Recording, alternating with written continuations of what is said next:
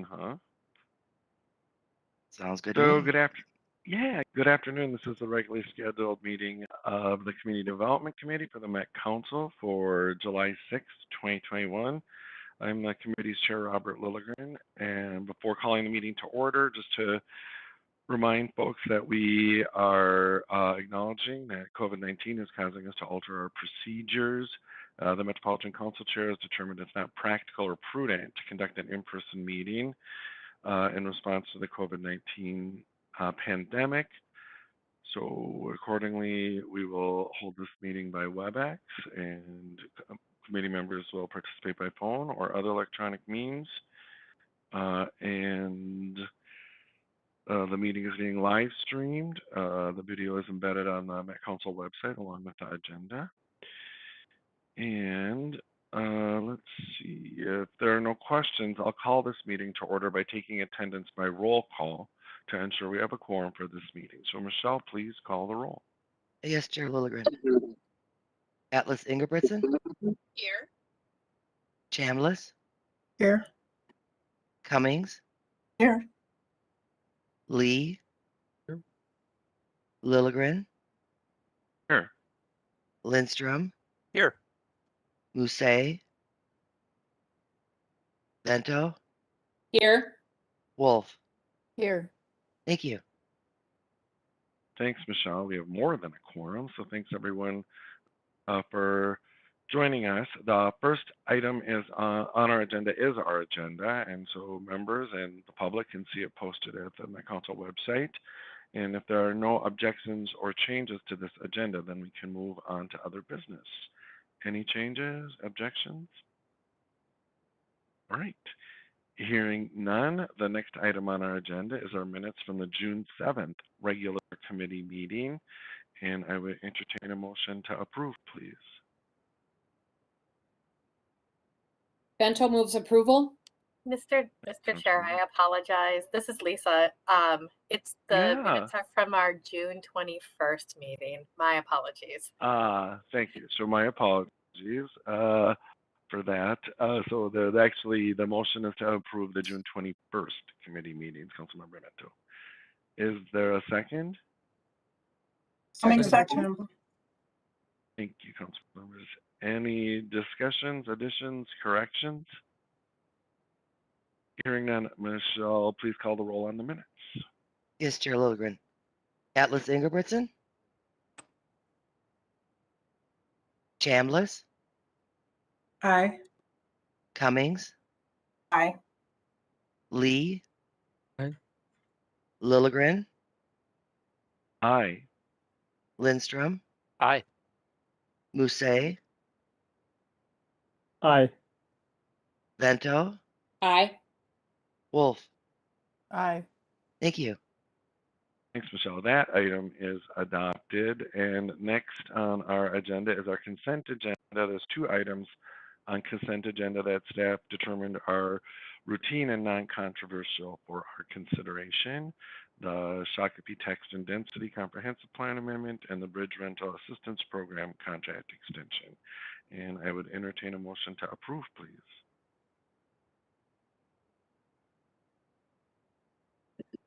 Atlas Ingebrigtsen. Wolf seconds. Thank you, council members. Any discussion on the consent agenda? Hearing none, Michelle, please call the roll. Yes, Chair Lilligren. Atlas Ingebrigtsen. Aye. Chambliss. Aye. Cummings. Aye. Lee. Aye. Lilligren. Aye. Lindstrom. Aye. Musset.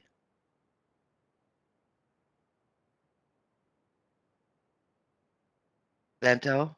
Aye. Wolf. Aye. Thank you. Moses, aye too. Thank you. Thank you, Councilmember Musset. Michelle, got that. The consent agenda is adopted, and we'll move on to our non-consent business items. We have 4 this evening. The first is item 2021-167. It's a joint committees item. It's the comprehensive plan and comprehensive sewer plan, the 2040 comprehensive plans for the city of Birchwood Village. And Mr. Reilly is here to present. Welcome, Mr. Reilly. Good afternoon, Chair, members of the committee. It's nice to be here, or here, I guess, in front of you Wherever you are. again. Today you have before you the City of Birchwood Village's 2040 Comprehensive Plan. I'm Jake Reilly. I'm the sector representative for District 12, Washington, which covers Washington County, parts of Washington County, in the local planning assistance group in the community development division. And forgive me, this is the first time I think I presented as the sector rep for districts 11 or 12, which is part of my my commitment as of the new year. So this is extra exciting. I invited Birchwood Village Mayor Mary Wingfield. She did a lot of work with me and her staff together to get them to this point, but I didn't see her in attendance. But know that we thank her very much for her hard work and cooperation with us. And so we'll move on to the next slide. This is the City of Birchwood Village. It's a lovely little hamlet on the shores of White Bear Lake. Figure 1 of the staff report identifies the location of regional system components within the City of Birchwood Village, and there aren't any. Wastewater generated within the city is conveyed by an interceptor, which is located in White Bear, and all of the roads in the community are local or other arterials, and there are no regional park system components in the city. Next slide. Birchwood Village community designation is that of suburban. Figure 2 in your staff report and shown here identifies the city as having a suburban community designation, which is consistent with Thrive MSP 2040. Birchwood Village is, as I said, located along the southern shore of White Bear Lake on the border of Ramsey County, and it's surrounded by the communities of Matamidi, White Bear Lake, and White Bear Township. Next slide. Thanks. Table 1 shown here and also in your staff report shows that between 2020 and 2040, the council forecasts that the city will decrease in population by 50 people. And apologies if you hear small people above me. I'm in the basement and they're all playing above me, representing no change in households. There will be no change in jobs in the city in the same time frame. I will say that typically the next slide would have a table that shows the planned residential density for the community. However, because the city has no forecasted growth in the planning horizon, and there's no planned change to residential densities, we don't have that slide. Given that communities with a suburban designation under Thrive are expected to plan for forecasted population and household growth at average minimum densities of 5 units per acre for new development and redevelopment. And there is none forecasted at this time for the City of Birchwood Village. The existing residential density of 3 units per acre is consistent with Thrive. And the plan does state that in the cases where there might be subdivisions or other redevelopment sites in the future, that they will plan for that 5 unit per acre threshold. Next slide, please.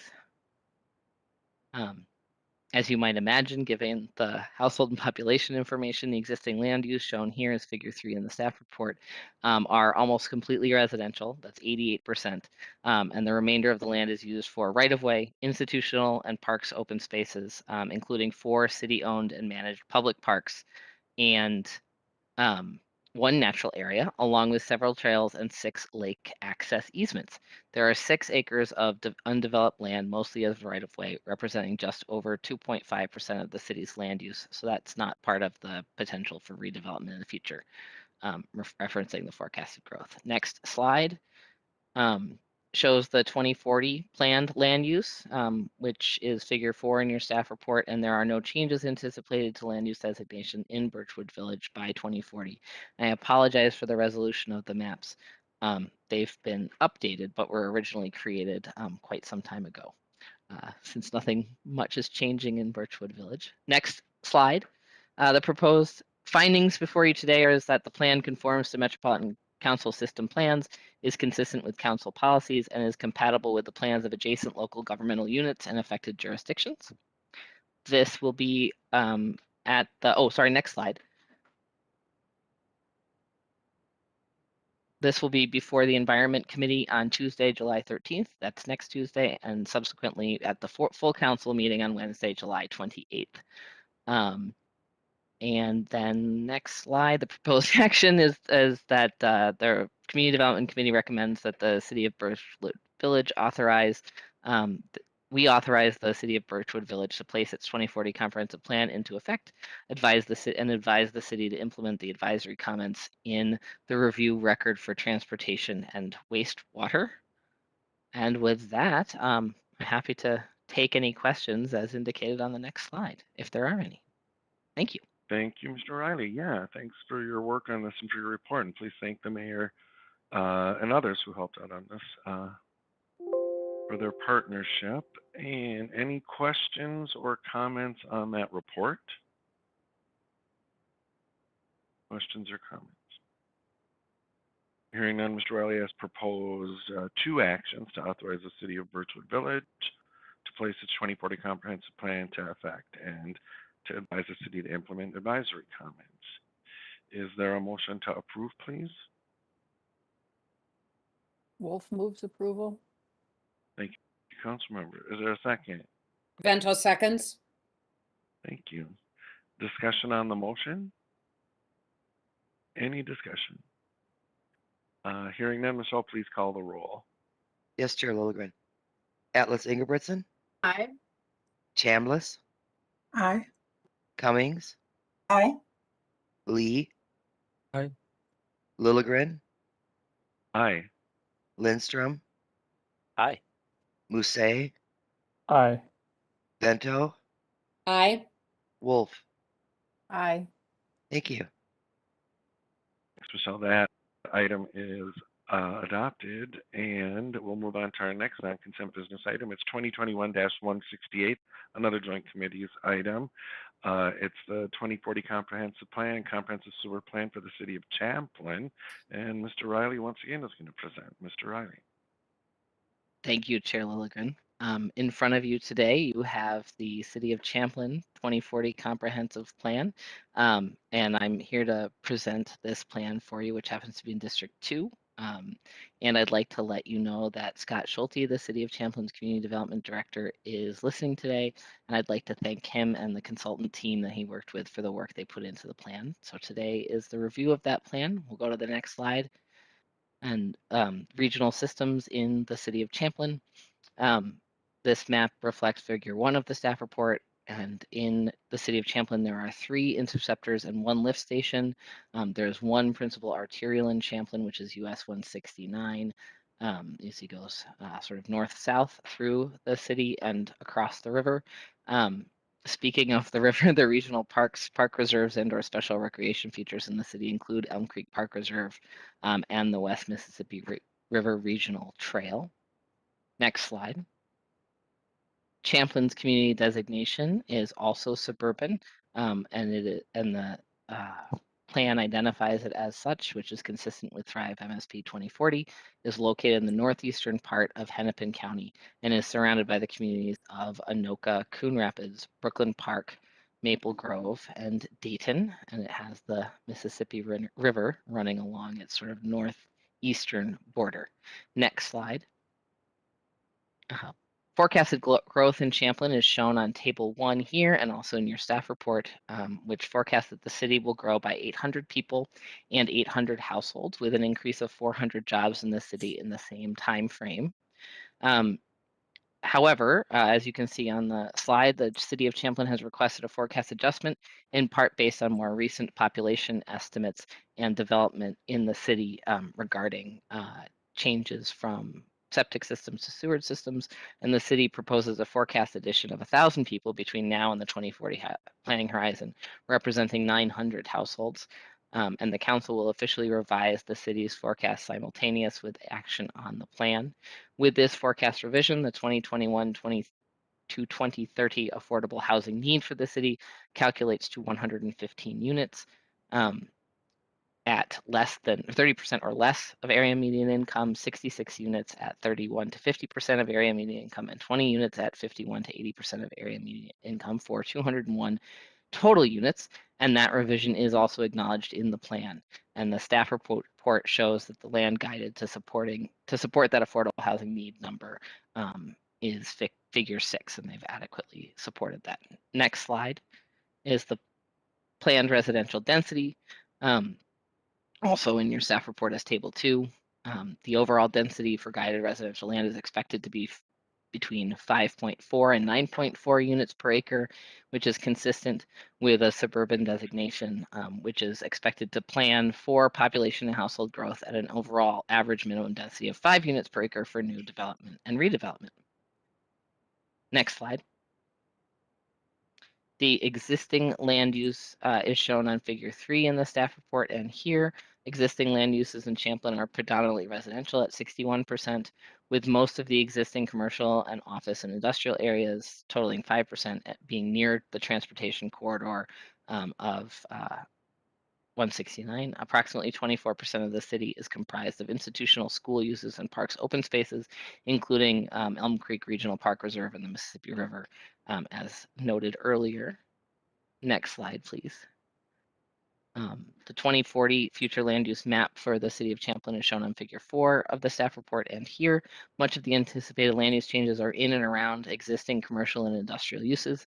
The city has added a mixed use land use category for the 2040 plan, and the mix of uses are described as being potentially horizontal or vertical mix of uses and centered around the more established commercial district adjacent to the river in the north on your map in pink. Next slide is your proposed findings. The findings for the City of Champlin Comprehensive Plan is that the plan conforms to Metropolitan Council system plans, is consistent with council policies, and is compatible with the plans of adjacent local government units and affected jurisdictions. On the next slide, you see the meeting schedule, similar to the Birchwood Village one, Environment Committee on Tuesday, July 13th, and final authorization anticipated at the Metropolitan Council meeting on Wednesday, July 28th. I think Scott is with us, although I'm not sure if he called in or just is watching, as it were. So I'd like to thank him again for his time and the time of his consultants and staff. So before you, your proposed action is to authorize the City of Champlin to place its 2040 comprehensive plan into effect, revise the city's forecasts as shown in Table 1 of the attached review record, revise the city's affordable housing need allocation for 2021 to 2030 timeframe to 201 units, and advise the city that within 60 days of receiving final Minnesota State Department of Natural Resources approval, the city must adopt their Mississippi River Critical Area Plan and Mississippi River Corridor Critical Area Plan and submit a copy of the final adopted plan and evidence of adoption to the DNR Council and National Park Service within 10 days after the adoption. And I live in a city with a MRCA plan, but I don't actually have any in my own communities that I've done before. So that was fun to get through. So I appreciate you, and I will take any comments or questions as needed. Thank you. Yes, thank you, Mr. Reilly, for the report, and our thanks to Mr. Schulte and his team as well for their work and their partnership. Committee members, any questions on Mr. Reilly's report? Any questions? This is Councilmember Chambliss. Councilmember Chambliss. I don't have any questions, but thank you for the presentation, and thank you to the City of Champlin for putting together their comprehensive plan. I often use the Elm Creek Park Reserve and walk there on a regular basis with friends, along with the Mississippi Gateway Regional Trail. So it's very well used and very enjoyable, and glad to see that there's going to be some good improvements in the mixed use planning. Great. Thank you, Councilmember Chambliss. Did you want to move approval of this item? Yes, I would like to move approval of this comprehensive plan. Thank you, Councilmember. Is there a second? Second, Atlas Ingebretson. Thank you, Councilmember. Any discussion on the motion? Discussion? Hearing none. Michelle, please call the roll. Yes, Chair Lilligren. Atlas Ingebretson, Aye. Chambliss, Aye. Cummings, Aye. Lee, Aye. Lilligren, Aye. Lindstrom, Aye. Lucet, Aye. Vento, Wolf. Aye. Thank you. Shall that motion carries? And we are on to our next non-consent business item. It's 2021-161. It's funding recommendations on the Regional Park System Equity Grant Program, the 2021 funding recommendations. And Jessica Lee is here to present. Welcome, Ms. Lee. Thank you. Good afternoon, council members. I'm Jessica Lee, Senior Park Planner, presenting business item 2021-161, Regional Park System 2021 Equity Grant Program Funding Recommendations. Next slide, please. So as a reminder, Thrive 2040 and the 2040 Regional Parks Policy Plan committed the council to developing a competitive equity grant program for projects that strengthen equitable use of the park system across age, race, ethnicity, income, national origin, and ability. In 2019, a pilot program made $300,000 available for capital projects. The council received 15 applications requesting well over $1 million. 3 of those projects were funded. The pilot program showed a great need for additional funding, especially non-capital funds to support equity programming. Next slide, please. So the council responded to the pilot program by dedicating more funds for the 2021 round. This year, we have $664,000 in council bonds for capital projects and $1.4 million in parks interest earnings, prioritized for programming projects. Agencies were allowed to apply for multiple projects, but are limited to a total funding of $400,000 each, $200,000 from council bonds and $200,000 from interest earnings. Next slide, please. The application process was very successful in both the quality and quantity of proposals. 37 projects were submitted, at least one from each agency, requesting a total of $3.8 million. A formal review team came together to develop the funding recommendations you are seeing today. The review team was comprised of members of the Metropolitan Parks and Open Space Commission, CDC, the Equity Advisory Committee, and implementing agency staff. Each review team member reviewed and scored the projects on their own, and then the group came together to discuss them. The scores were used as a starting point for the conversation, but the review team also considered other aspects of the proposals. After much discussion, the reviewers reached consensus and 23 projects were recommended for funding for a total of $2,054,000. Next slide, please. 16 programming projects are being recommended. The review team agreed to prioritize using the interest earnings for programming or non-capital projects, and there was enough funding available for each agency to receive these funds. The highest scored projects include the Walk-On Teepee Center Exhibit Concept Plan at the Bruce Bento Regional Trail, funding a community outreach staff position for Washington County, and hiring youth at the Minneapolis Park and Recreation Board as a catalyst for regional park awareness and increased visitation for underserved communities. Other recommended projects include expanding the Pathways internship program and bike outreach at Three Rivers Park District, a St. Paul Aquatics water safety and drowning prevention program, BIPOC engagement through sports programming in Bloomington, multicultural and multilingual advertising for Minneapolis parks, a Learn to Ski program in Ramsey County, a mental health and nature-based wellness program in Scott County, a Learn to Bike program, cultural liaisons, translation services, and an augmented reality trail program, all in Anoka County, and an ADA assessment update for Carver County. Next slide, please. 7 capital projects have been recommended for funding. These recommendations were more difficult due to the limited funding availability. Again, the scores were used as a starting point for the discussion, but they also considered the equity impact of the projects and the geographical distribution across the region. Most of the capital projects recommended are a blend of capital and programming and have strong community engagement and partnerships, which increase their overall equity impact. The top 3 capital projects are the Washington County Parks on the Go Outreach Vehicle, Dakota County's Building and Bridging Community by creating equitable spaces along the Mississippi River Greenway Regional Trail, and the St. Paul BIPOC Ambassador Program.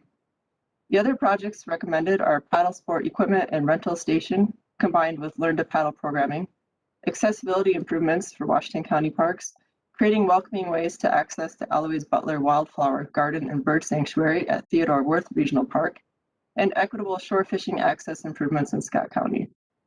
Next slide, please. This table shows the total recommended funding by agency. Overall, there's a great distribution of equity programming projects throughout the region, and a really good distribution of capital projects considering the amount of capital funds available. Next slide, please. There were quite a few takeaways from the review committee. Overall, the review team thought the agencies submitted really great proposals. They were especially pleased with the programming projects and the capital projects that had strong programming components. One of the big takeaways was that many of the projects that scored the highest seemed to be developed specifically for the equity grant program, rather than trying to fit an existing project into an equity application. Strong community engagement and partnerships were also very important.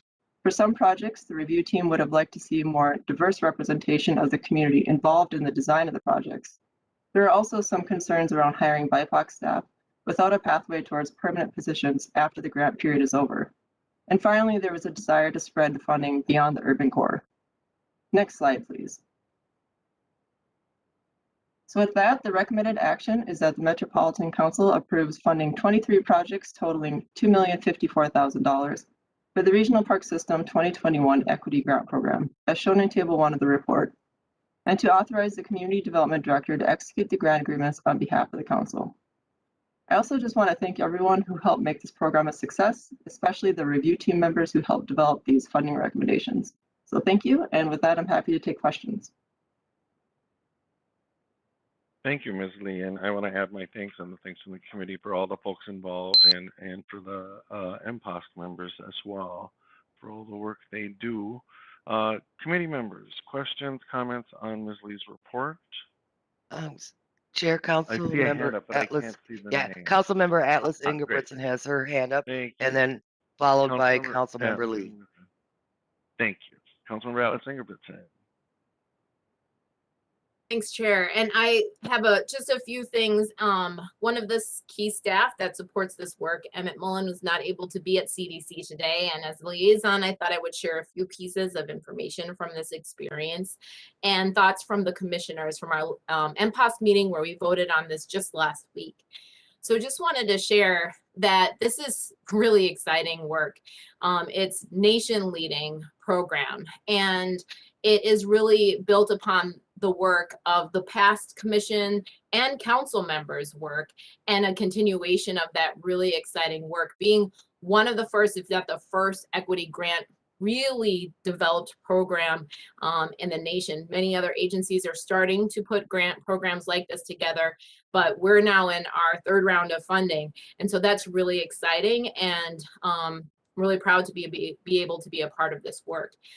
This was, as staff mentioned, really enhanced this year, and we were able to have implementing agencies as well as additional other council members take part, along with commissioners, in reviewing all of the grants that we received in this year, and to be able to focus on non-capital. One of the things I remember, one of our first meetings, a couple of council members really talked about the need for us to do more programming, and that's really what this focus is on. So we're able to take advantage and honor the original intent of the interest earnings program by focusing on providing access via programming for populations that have been historically underserved.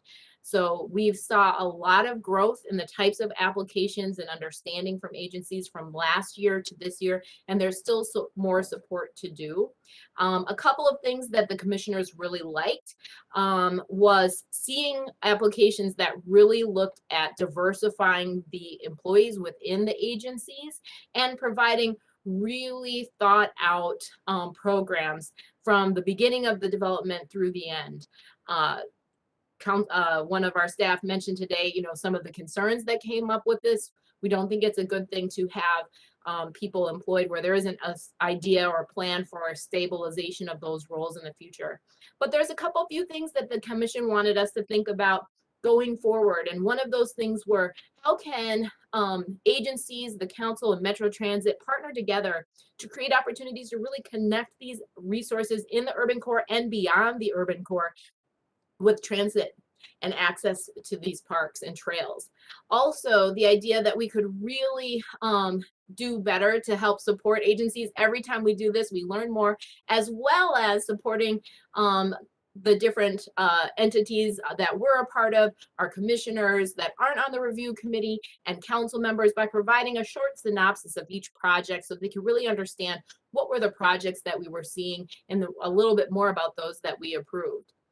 The other things that we talked about is the need to start thinking about and identifying how will we measure success for this work, from increased participation at these facilities and programming sites once they get up and running, from diversification of employees throughout our field in these regional park systems, stronger engagement relationships between agencies is another thing that we ideated could be measured, as well as the agencies themselves talking about the growth and support and capacity building we're providing through these programs. So that's a little bit about this.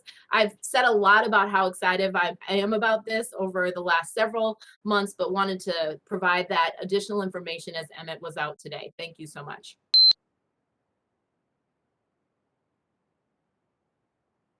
Thank you for your comments, Councilmember, and for your work. Councilmember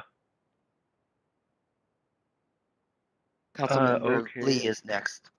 Yeah, Councilmember Lee, and I'm just reading your apology in the Yep, thanks, Chair. messages. I was Councilmember on. Lee. Thanks, Chair. I was on the one of the committee reviewers in 2019 during the pilot year, and I wanted to thank and commend the staff and everyone on the selection committee again for the incredible work that they do. The deliberations are extremely thoughtful and thought-provoking, and so there's always great insights, and so I really commend the work of all the staff and volunteers who stepped up. Thank you, Councilmember, and thanks for stepping up and for your work on behalf of the council. Further discussion or questions? Councilmember Lindstrom. Well, thanks, Mr. Chair. I had the pleasure of being on the review committee this year. And I will tell you, it was a hard decision, really hard decision to make. There was almost $4 million in requests. And it's a darn good thing that it was a hard decision because, as other folks have said, these were really solid proposals that were coming to us, really thought out. And as Councilmember Lee said, I do want to give a high five, a virtual high five, Jessica, to you and to Emmett, and as Councilmember Atlas Ingebretson said as well. I thought the whole process from start to finish was really well done. The review team, the makeup of the review team was really solid, and we had all the information we need to make a good informed decision, and we had a robust, thoughtful discussion. We had ample time, just well done. And clearly the implementing agencies had ample time and had the right information for them to make a clear and well thought out proposal.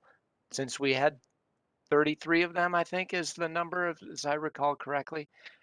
And so, yeah, I'm just excited to get a report back, talking about how do we measure success, to get a report back, first of all, to see it in action in the months ahead, and then to hear back about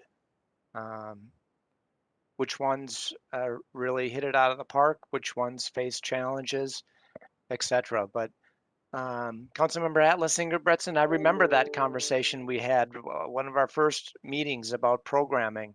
And so here we are seeing this put into action around biking and aquatic safety and cross-country skiing, and much, much more.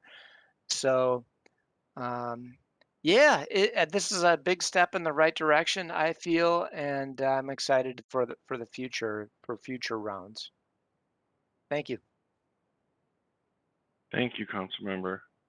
Further discussion on the report, Councilmember Vento. Thank you, Mr. Chair. I just want to note that I will abstain from voting, although I don't have a conflict of interest. There may be a perceived one. Thank you, Councilmember, for that notice. Further discussion on this report? Further discussion? I'll ask for a motion in a second, but Ms. Lee, I just want to really lift up what everyone else has said about how exciting this is. Thanks to the council that preceded us for establishing this equity program, and I feel like this council really has sort of moved with that as well, and so it's exciting to see the interest in it and to see we're going to successfully give money to these projects. So thanks, and if you'll thank, please, Ms. Lee, on behalf of the committee. all the folks that are involved. And I would ask for, Ms. Lee has recommended 2 actions to approve the funding for 23 projects totaling $2,054,000 for the Regional Park System 2021 Equity Grant Program, as shown in Table 1 of the report, and authorize the Community Development Director to execute the grant agreement on our behalf. And is there a motion to approve, please? Chair, I'd like to move approval of this. Thank you. Thank you, Second. Councilmember. Thank you. It's been moved and seconded. It's properly before us. Is there any discussion on the motion? Discussion. Seeing none, Michelle, please call the roll. Yes, Chair Lilligren. Atlas Ingebrigtsen, Aye. Chambliss, Aye.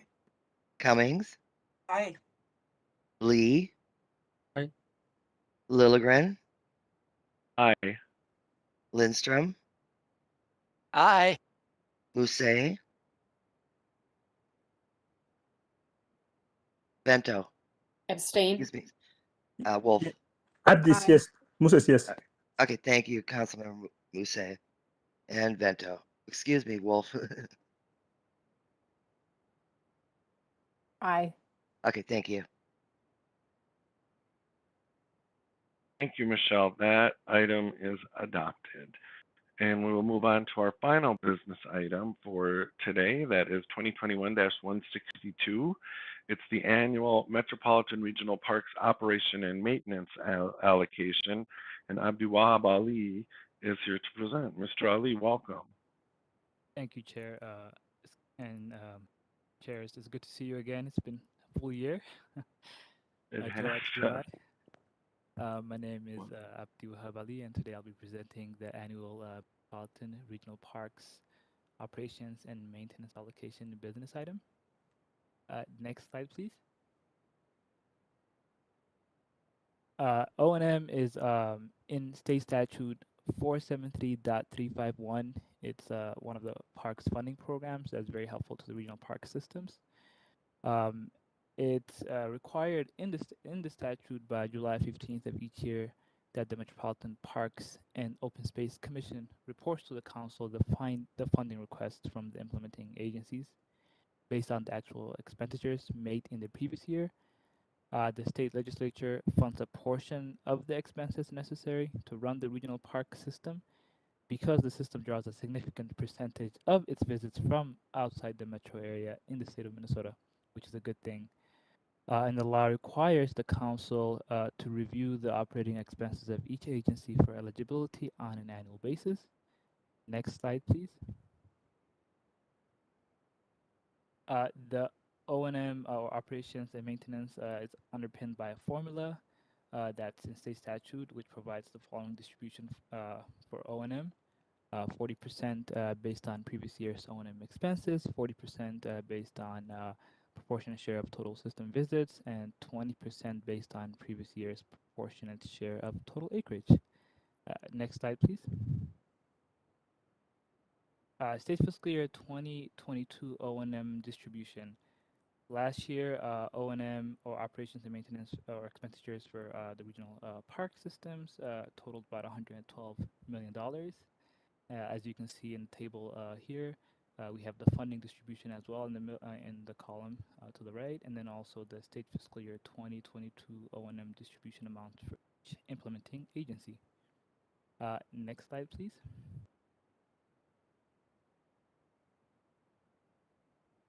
As you can see in this slide here, during this year's O&M process or development of it, staff discovered an error in last year's O&M allocations, and we're currently working through the logistics and mechanics on correcting it.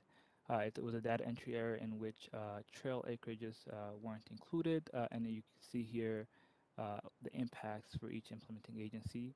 Again, we're currently working through this correction, and obviously we'll update you as once we come to conclusion on.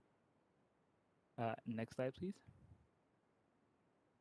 Again, it's a short business item, but to recap our O&M business item, state fiscal year 2021 allocations will be corrected.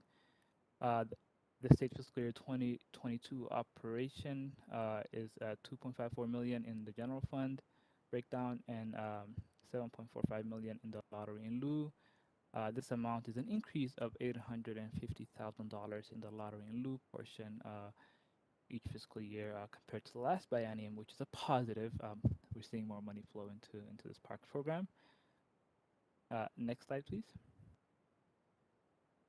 And to recap, the action item is that this committee here accepts the regional park system state fiscal year 2022 O&M annual report and funding distributions, and also accepts the corrections to the state fiscal year 2021 O&M funding distribution.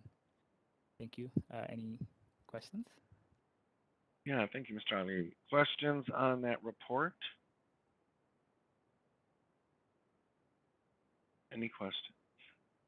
Mr. Chair, this is Councilmember Yeah. Wolf. I don't Thank you, have Councilmember. a question. I have my usual comment that when the legislature put in the Parks and Trails legacy funding, they said it was supposed to supplement, not supplant existing funding, but in their own budget, the state budget, they have largely supplanted what used to be O&M funding. And state law says there's supposed to be 40% of the budget funded by state. The highest it ever got was 17%, and I just did a quick calculation, and it looks like we've dropped below 9% now. So it's clearly supplanting the state funding. So that's just my soapbox of the day.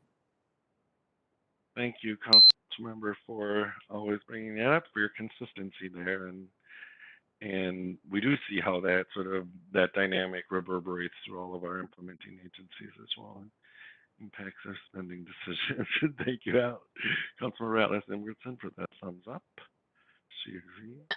Councilmember Wolf's soapbox. Maybe we need a soap platform or something else. But I just wonder, this has been an issue all along, and as Councilmember Wolf said, it's written into the statute so clearly. I just wonder, has the council ever submitted any type of letter? I mean, I don't know that we need to say that it's happening, but acknowledging that it's happening and asking for something different to happen. Is that something we've ever done or could do? And Councilmember Wolf may have a response. Also, if Director Barajas may have something to say. Councilmember Wolf. So we're not supposed to lobby anything other than what the governor tells us, because we work for him. And so it has not been in the governor's budget either, unfortunately. Thank you, Councilmember. Director Barajas, anything to add? I would just concur with Councilmember Wolf, and that's across administrations for a long time. And we do get asked about it at when we present to the various committees. Aren't you supposed to do this? And we say, that's actually your job, legislature. Thank you. Yeah, Councilmember Atlas-Imgerson.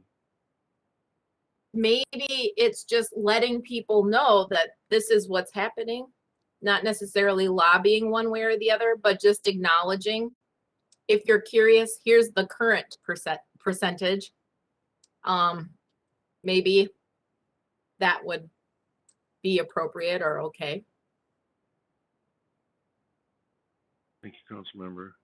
Mr. Chair, council members, that actually is part of my presentation to the legislature. Each year I present budget is our total operations and maintenance totals year over year and how they increase, and then how our allocation from the legislature is essentially flat over that time. Maybe it will stick someday.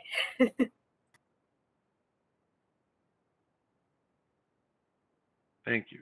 Further discussion on Mr. Ali's report? Further discussion? Seeing none, Mr. Ali has recommended that the Community Development Committee accept the Regional Park System State Fiscal Year 2022 Operation and Maintenance Annual Report and funding distributions, and to accept the corrections to the State Fiscal Year 2021 Operations and Maintenance Funding Distribution. Is there a motion to approve, please?